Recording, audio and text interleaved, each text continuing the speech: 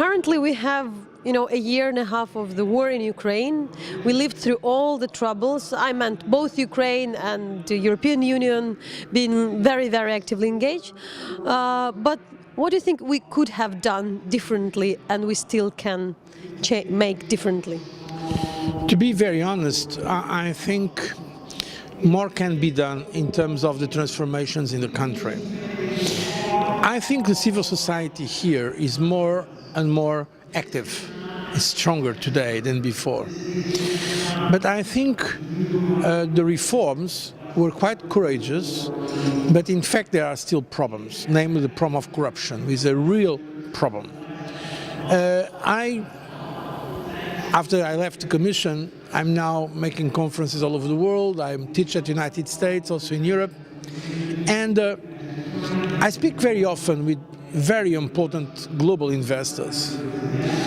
And the reason why they don't invest here more has to do with the doubts they have about the rule of law and corruption and not enough fight against corruption in Ukraine. So this issue has to be solved. At the same time, we have to be fair. It's very difficult to have this kind of efforts during a war when part of your country has been occupied. This is, of course, very, very tough. So, to conclude, I would ask the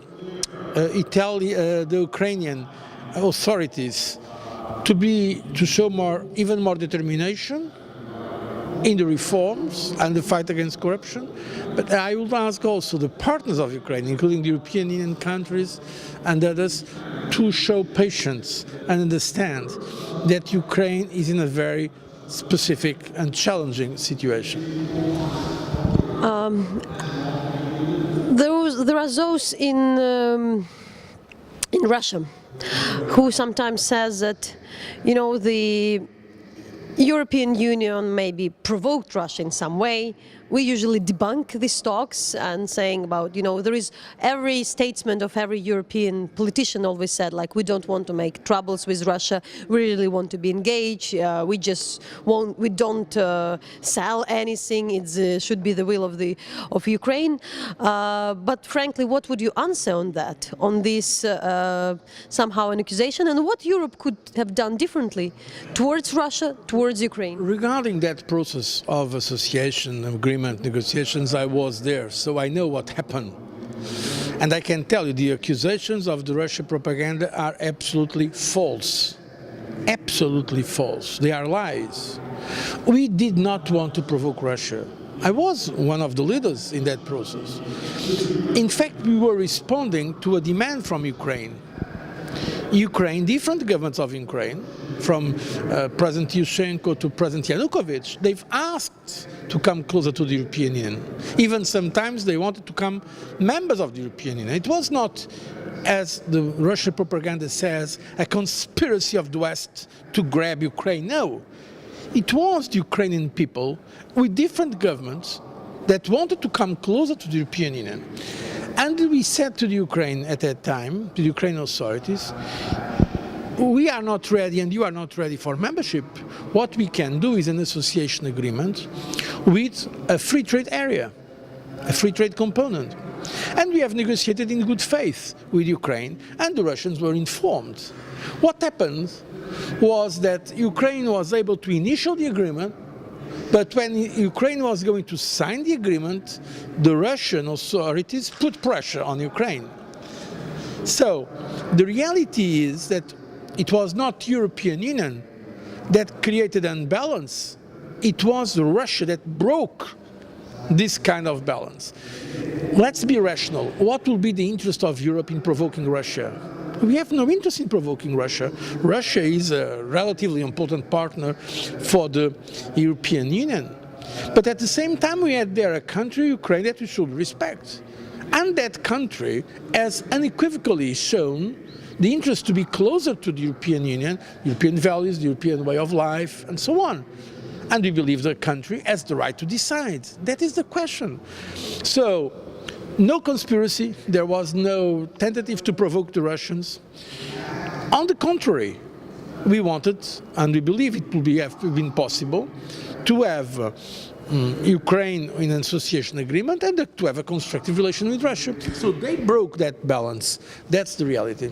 At the same time, in Ukraine also, among the civil society and the people who are really closely following the whole way of Ukraine towards the EU integration, would be they say that the European Union was sometimes very slow with the reaction. You know, when the European activists were asking to freeze the assets of the, Ukrainian politicians involved of any kind of corruption, that had taken place already after the people had been, there were casualties, and after the former President Yanukovych has gone, that, Europe was really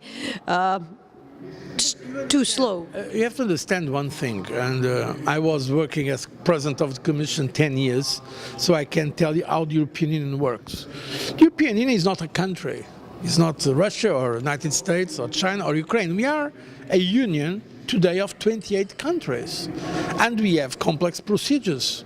So sometimes it's true, it takes more time than what we would like to take.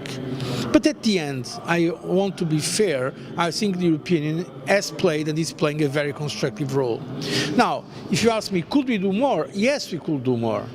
And as President of the Commission, I've asked the governments of Europe to do more. The current Commission is doing the same. Asking for more commitment of Europe to Ukraine, more commitment politically and also economically and financially.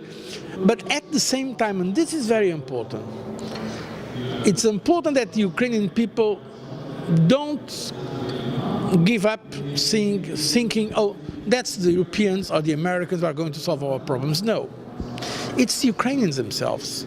Support is important, but support is complementary to some efforts.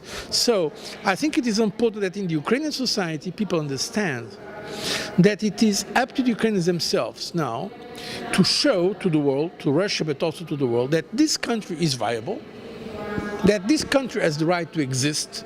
Because I think the problem is that some people in the Kremlin believe that Ukraine should not be independent. That is the real problem. They have not really accepted intellectually, emotionally and politically the independence of a country called Ukraine. So you have to show that your country deserves to be independent and is able to decide its own future.